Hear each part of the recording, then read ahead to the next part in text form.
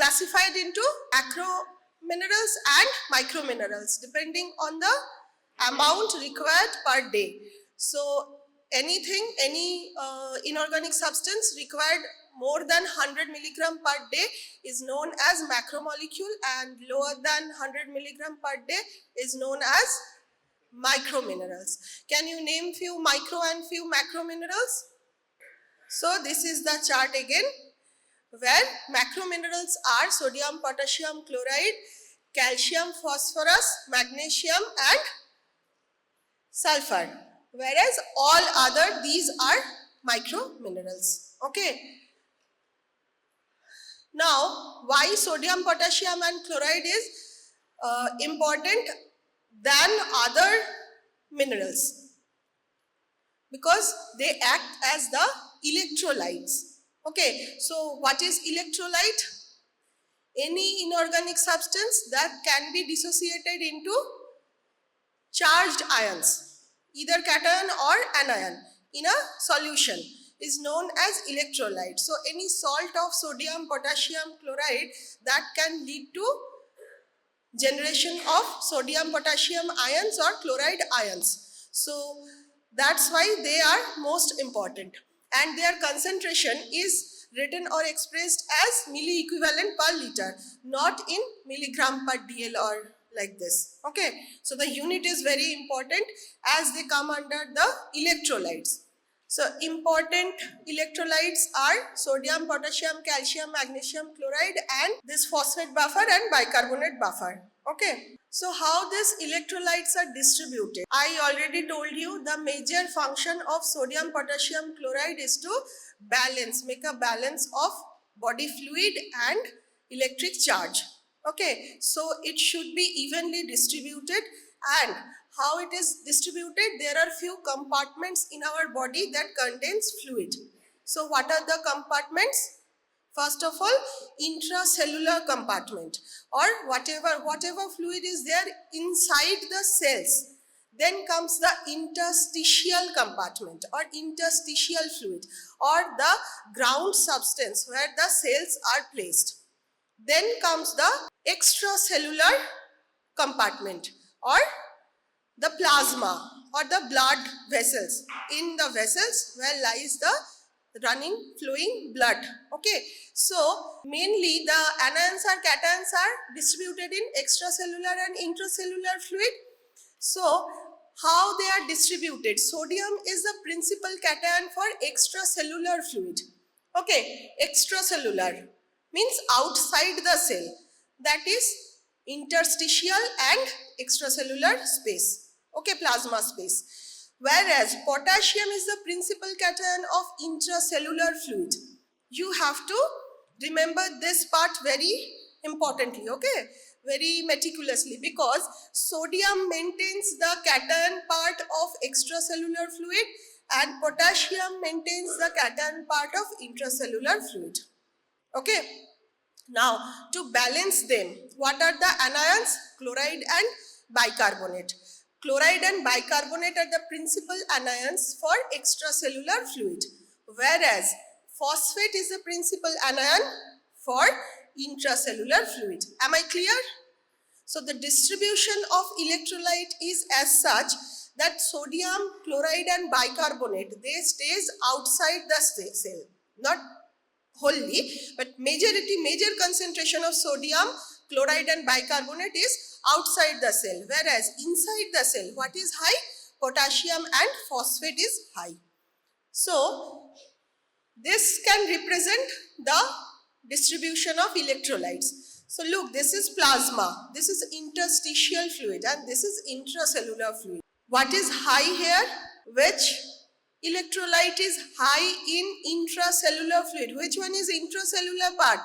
This part, the rightermost part.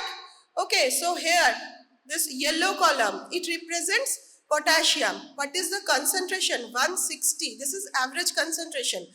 The unit is always milli equivalent per liter. So, inside a cell, the potassium concentration is around 160. Whereas, interstitial and plasma concentration of potassium is 4 to 5. Can you see the difference? colors are same for the individual minerals or electrolytes. Now see, this is phosphate. This is phosphate, major anion in the cell, within the cell, whereas there is no phosphate outside the cell. Okay. But here is sodium, here is chloride, here is bicarbonate in very minimal amount, right? Now see the difference in plasma, interstitial and intracellular fluid. How much sodium is in plasma and in interstitial fluid? Much raised. So here plasma concentration of sodium average is 140, whereas interstitial is 146. The chloride concentration is around 104, 117 in respect with 2 in intracellular fluid. So there is a drastic change, right? Intracellular and plasma. And what are the barriers here? What are the barriers in between intracellular and interstitial and plasma? What are the barriers? Here is plasma membrane or cell membrane, and here is blood vessels or wall of the blood vessel, right? Clear? Is it clear? The demarcation is clear to everyone? Proceeding. Now, so what is the role? So major role is electrical neutrality. So see here, the summation of all the cations and all the anions should be equal to maintain the electrical equilibrium, right? Why? Because it is much needed for nerve impulse and muscle contraction also. So we need to maintain a resting potential state. So that's why both the cation and anion, the summation of them are, other than electric equilibrium, what is also required to maintain is osmotic pressure. What is osmotic pressure? Again related to water balance. So osmotic pressure is the pressure by the solution depending on the number of solutes in it, right? So the more the solutes in it, the more will be the osmotic pressure. It is the pressure which helps in transportation of water from one compartment to another compartment in different concentration gradient, right? So this osmotic pressure is also maintained by sodium, potassium and chloride concentration. Now, water and acid-base balance. Water balance is related to osmotic pressure. Now come to acid-base balance. We have already studied our acid-base balance class. In that class, what we have studied, that the sodium salts, sodium and potassium salts, they act as the buffer. So sodium and potassium salts of weak acids, they act as buffer. So sodium bicarbonate or sodium phosphate, they are the main salts. So they helps in maintaining the acid-base balance also.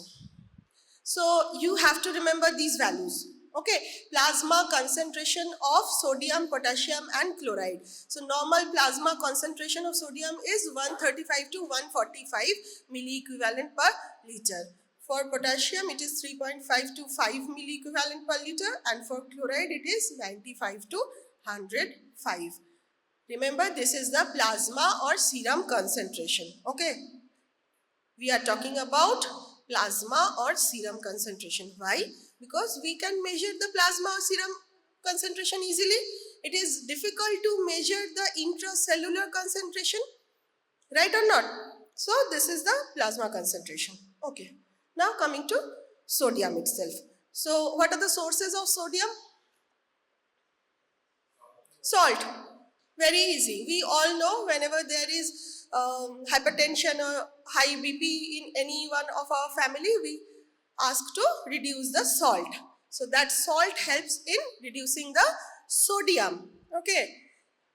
And the dietary dose allowance is 1 to 5 gram per day, or RDA of sodium is 1 to 5 gram per sodium.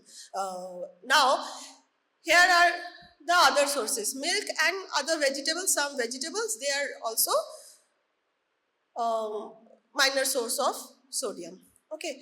Now come to the metabolic functions. What are the functions of sodium? First of all, to pressure, osmotic pressure and water balance. Told you. Next is, it is a constituent of buffer and involved in maintenance of acid-base balance. Right?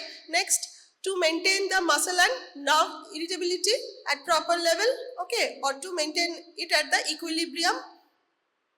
Now, it is involved in cell membrane permeability. How? So, this means helps in transport. How sodium is involved in transport? So, there are various transporters dependent on sodium. Like example, so the major one is related to biochemistry or very important is SGLT, sodium dependent glucose transporter. It helps in the entry of glucose into the cell. Right? So what kind of transporter it is? Active or passive, or what kind of active? Primary or secondary? So it is a secondary active transport system. What happens there? Glucose along with sodium enters the cell, and as the concentration of sodium within the cell should be maintained very low, that sodium has to go back. And how it goes back? In exchange of potassium ions. Okay, so potassium for extra cellular space comes within the cell in exchange of an ATP. So that transporter is primary active transport, the sodium potassium transporter, whereas it helps the entry of glucose, right? So for glucose entry into cell, what is required? Firstly, sodium is required, and secondly, to throw the sodium out of the cell, we need potassium. Both sodium and potassium are required for entry of glucose into the cell, right? So, for intestinal absorption of glucose, galactose and other amino acids, sodium is very much important, right? Clear? And what happens in excretion? Like, we take it through our food, sodium is acting over all the plasma membrane and all the transporters, and what happens next? So, in our urine, there will be sodium. How? Because it will be freely filtered. Okay, sodium, potassium will be freely filtered in our glomerular filtrate. But in the proximal tubule, what happens? 90 to 95% of sodium or potassium is reabsorbed. Okay, rest is reabsorbed in loop of Henle along with water. Okay, so not all the filtrate that is filtered through glomerulus is excreted as urine. Right? The 5 liter of blood is there in our body. So the 5 liter is getting filtered, but our urine volume is 1.2, 1.5 liter per day. So there should be a major reabsorption. So this happens here, and this is also helps in absorption, reabsorption of sodium. Now what happens in distal tubule? Here, in action of aldosterone. What is aldosterone? It is a mineralocorticoid. Okay, so mineralocorticoid secreted by adrenal glands, adrenal cortex. It helps in reabsorption of sodium in distal part and secretion of potassium into the urine. Okay, so here comes the change. Aldosterone will help in sodium retention and potassium excretion. This is the normal physiology. Aldosterone helps in sodium reabsorption and potassium excretion. Okay, and that's why limited amount of sodium is excreted. So, what are the conditions for altered sodium level? One condition can happen, that is where there will be high sodium in blood, another will be where will be low. And you have to remember the normal range. What is the normal range? 135 to 145. So, it is called as hypernatremia. Hypernatremia is increased concentration of sodium in plasma beyond 145 milliequivalent per liter. Whereas hyponatremia, what is hyponatremia? So decreased concentration of sodium or fall of sodium beyond 135. Now coming to the causes. What could be the causes of hypernatremia? Hypernatremia, increased sodium in plasma. So sodium is already increased in plasma, right? Than potassium.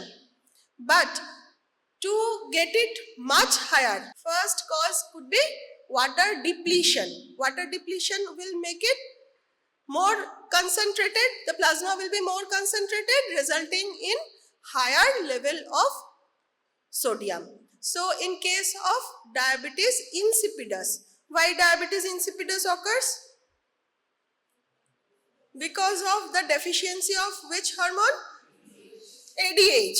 So ADH will lead to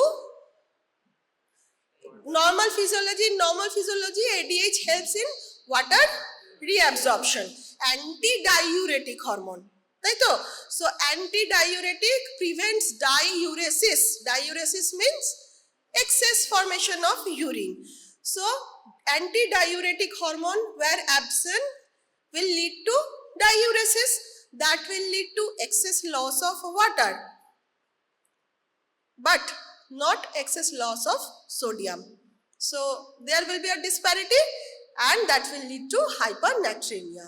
In case of dehydration, where there is solely loss of water without loss of sodium, may also lead to hypernatremia. Now, excessive sodium intake can also lead to hypernatremia. If someone is taking high sodium diet, that will also lead to hypernatremia. And in few pathological conditions like Cushing syndrome, what happens in Cushing syndrome? Excessive production of aldosterone. So in the last slide we have seen that aldosterone helps in sodium retention in distal tubule. So what will happen in Cushing syndrome? Aldosterone secretion will be high, leading to high retention of sodium, leading to hypernatremia. Clear? Everything is very simple, but you just have to link. Now there are few drugs, you have to remember the names, but here are few which you can remember easily, that is loop diuretics and osmotic diuretics. So they are used for hypertension. So in hypertension, to reduce the blood pressure, what we do? We tend to excrete the excess water. To excrete excess water, we use loop diuretics or osmotic diuretics. So that will lead to loss of water, but sodium will be retained. Okay. So what are the symptoms of hypernatremia? Hypertension, edema and dehydration. Okay. So why will there be edema? So high concentration of sodium will lead to higher osmotic pressure, leading to. Now causes of hyponatremia. So all the opposite symptoms, opposite causes, there will be retention of water. So retention of water can be seen in heart failure. Why in heart failure? Pumping activity of heart is defective, leading to slow, sluggish flow, and that may lead to retention of water. In liver diseases, why in liver diseases? In liver diseases, it will lead to less protein production. That will lead to, again, hampering the osmotic pressure and retention of water. Next, nephrotic syndrome, renal failure. Okay, so in case of renal failure also, there can be defective sodium reabsorption, okay, leading to excess sodium excretion and hyponatremia. Okay, now there is another thing, that is syndrome of inappropriate ADH secretion. So here also ADH secretion is hampered. So if there is inappropriate ADH secretion, that will lead to excess urination, and that can accompany with sodium loss also. Okay. So, and in sodium losses in cases of vomiting, diarrhea, burn, and urinary losses due to aldosterone deficiency. This aldosterone deficiency is known as Addison's disease. The excess production of aldosterone was seen in Cushing, whereas in Addison's disease there is aldosterone deficiency, and aldosterone deficiency can lead to defective retention of sodium. Remember that this image. Okay, so if aldosterone is deficient, sodium retention will be decreased, and that will lead to hyponatremia. So symptom will be constant, other than these, hyperglycemia and ketoacidosis. Why hyperglycemia will lead to hyponatremia? Why hyperglycemia can lead to hyponatremia? No, hyperglycemia will require more sodium transporters, right? So it will go into cells, leading to hyponatremia in plasma. Okay. Now drugs, there are few drugs, ACE inhibitors, NSAIDs, vasopressin, oxytocin, etc. They can cause the hyponatremia. And what are the symptoms? Thirst, muscle cramps, nausea, vomiting, abdominal cramp, weakness and lethargy. So hyponatremia is mainly featured as weakness and lethargy. Okay, muscle cramps, etc. Now coming to potassium. Potassium is main intracellular cation. We know intracellular cation, and the sources are vegetable, fruits, legumes, coconut water, and like fruits like banana. Okay. What is the dietary allowance? It is 2 to 5 gram per day, and serum potassium level, normal serum potassium level is 3.5 to 5 milliequivalent per liter. What is the metabolic function? Potassium maintains the intracellular osmotic pressure, water balance and acid-base balance. It influences the activity of cardiac and skeletal muscle, right? So muscle physiology hugely depends on potassium.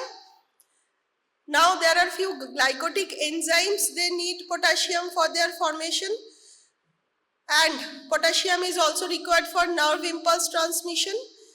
There are few nuclear activity and protein synthesis that are dependent on potassium. So potassium has a much wider range of action, right? Clear?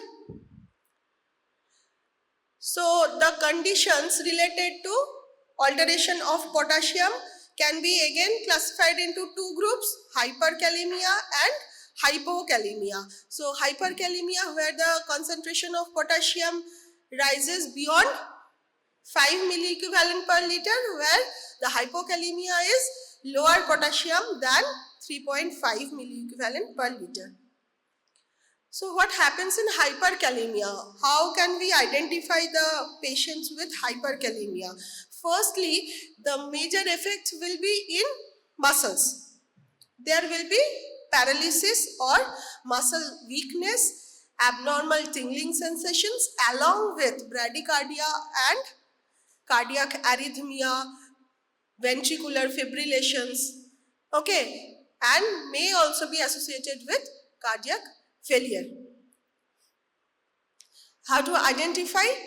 These symptoms can be confirmed by ECG findings like elevated T wave or tall T wave, widening of QRS complex and lengthening of PR interval. Okay, so these are the ECG findings in case of hyperkalemia, because the symptoms, preceded symptoms are mostly cardiac symptoms. So in case of hyperkalemia, where the potassium level is higher than 5, it will reflect in mainly muscle symptoms and cardiac symptoms. Okay, that can be confirmed one to by serum potassium level and also by the ECG findings.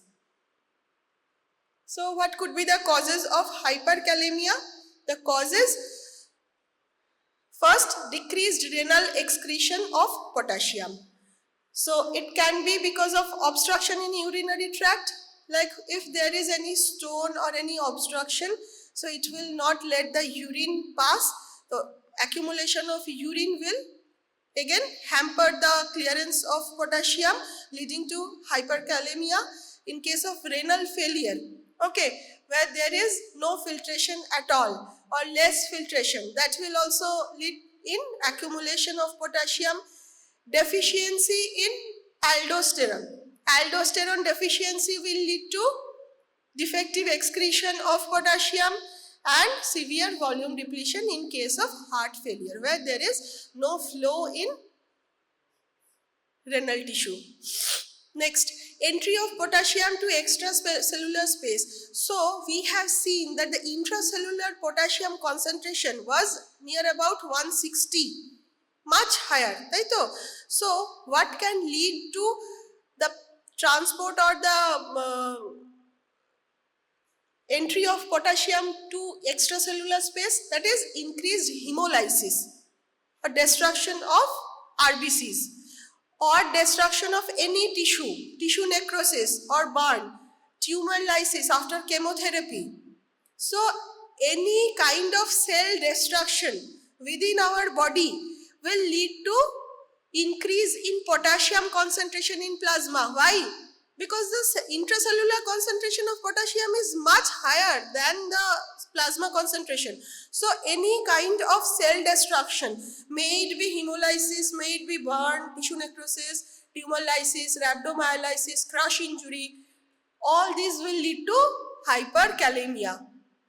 Okay, and excess potassium supplement. If someone is having potassium as treatment and takes excess potassium, that can also lead to hyperkalemia. Next, redistribution of potassium to extracellular space, that is in metabolic acidosis and in insulin deficiency, like in diabetes mellitus. Okay, so in these cases, although the concentration should be in normal range, but because of these causes, the redistribution is done. Okay, and in pseudo hyperkalemia, why it is pseudo? Because of improper blood collection leading to hemolysis of the sample will lead to pseudo hyperkalemia. Pseudo hyperkalemia, it is false hyperkalemia, and it can happen and it frequently occurs in lab because of hemolysis of the sample. Drugs like spironolactone, ACE inhibitors, beta blockers, digoxin and cyclosporin, they are hyperkalemic drugs. Okay, they increase the concentration of potassium in body, or they retain potassium. Like, now come to hypokalemia. Hypokalemia symptoms will be muscular weakness, tachycardia, ECG changes, and this ECG changes will show flattering ECG waves. Okay, lethargy and confusion is also there. Now, causes of hypokalemia. Hypokalemia, increased renal excretion. Hypokalemia because of excretion, increased excretion that can occur in Cushing syndrome. What happens in Cushing syndrome? Aldosterone is increased. So, increased aldosterone will lead to increased renal excretion. In renin, hyperreninism, renin is increased and renin helps in formation of urine. Okay, so that will lead to again excess renal clearance of potassium. In case of renal artery stenosis and tubular acidosis, there will also be excessive excretion from kidney. And shift and redistribution of potassium can happen in alkalosis and insulin therapy. How in insulin therapy?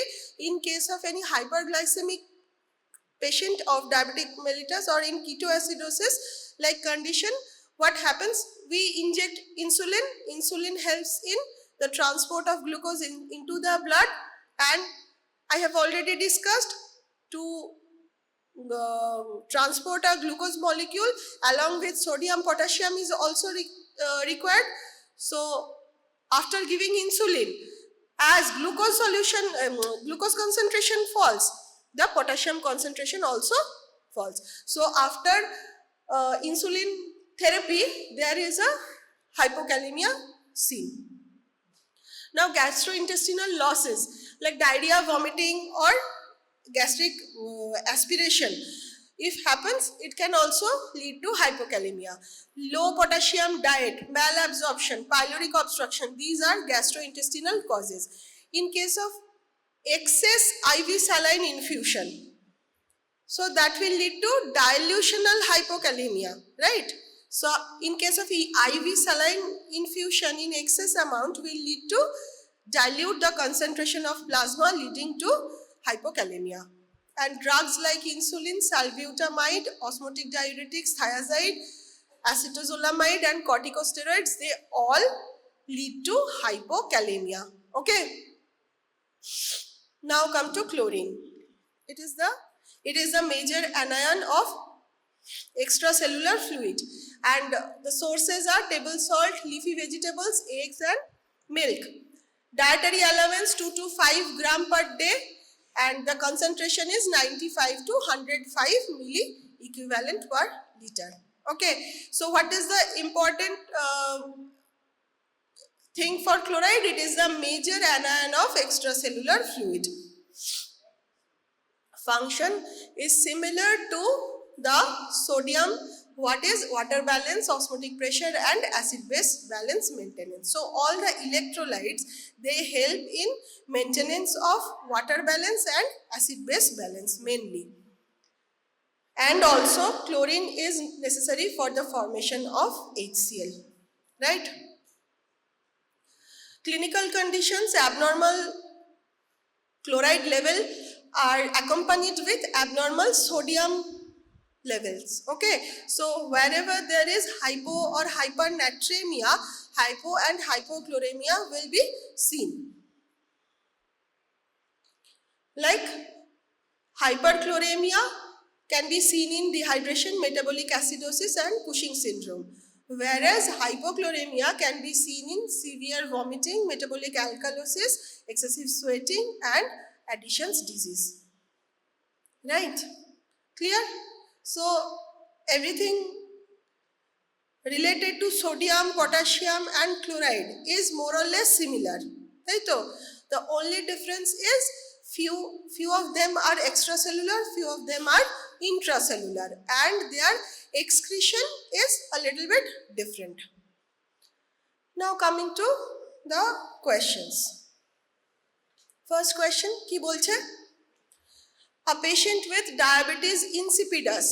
So diabetes insipidus mane excess ADH. Excess ADH leading to severe dehydration. Taito, a patient with diabetes insipidus presents with severe dehydration. What is the expected sodium level? Huh? Hypernatremia. Clear to everyone? So in case of diabetes insipidus, there will be hypernatremia. ECG finding most characteristic of hyperkalemia? U waves, bolini, peaked T wave, prolonged QT interval, ST depression, konta bolechi? Peak T wave or tall T waves, taito? Jodi thakto er sathe QRS prolongation, PT interval increased, tahale hoto all of them, taito? Acha. Marathon runner drinks excessive water after a race and develops confusion and seizures. Drinks excessive water. Now his serum sodium is 118 milli equivalent. What is the most likely diagnosis? So hypernatremia, is this hypernatremia? No, this is hyponatremia. So is this diabetes insipidus? No. Hyperaldosteronism, no history. So it is dilutional hyponatremia. Excessive water intake led to the hyponatremia. A patient receiving high dose insulin therapy for diabetic ketoacidosis develops muscle weakness after few hours. So in case of diabetic ketoacidosis, I told you what happens. There will be uncontrolled hyperglycemia. Right? So that to prevent that hyperglycemia or to treat that hyperglycemia, insulin is given. And what will happen next? Glucose will start entering the cells along with potassium, তাই তো? Not along with potassium, along with sodium, but to balance the sodium out, potassium will enter the cell again. So that will lead to what? Increased renal potassium loss? No. Acha, now his serum potassium is 2.9 milliequivalent. This represents hypokalemia. Hypokalemia. So why this hypokalemia occurred? Increased renal potassium loss? No. Increased potassium intake? No. Reduced sodium potassium pump activity? No. So the answer will be potassium shift from extracellular to intracellular space. Clear to everyone? Okay. Bas, this is. So everyone got the clear idea of sodium, potassium and chloride distribution and their function and the clinical conditions. Okay.